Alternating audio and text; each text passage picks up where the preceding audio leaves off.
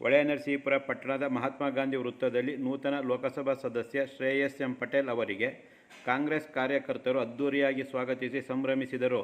ಲೋಕಸಭಾ ಚುನಾವಣೆಯ ಮತ ಎಣಿಕೆ ಪೂರ್ಣಗೊಂಡು ಶ್ರೇಯಸ್ ಎಂ ಪಟೇಲ್ ನೂತನ ಲೋಕಸಭಾ ಸದಸ್ಯರಾಗಿ ಚುನಾಯಿತರಾದ ನಂತರ ಸಂಜೆ 8 ಗಂಟೆಯ ಸುಮಾರಿಗೆ ಪಟ್ಟಣಕ್ಕೆ ಆಗಮಿಸಿದರು.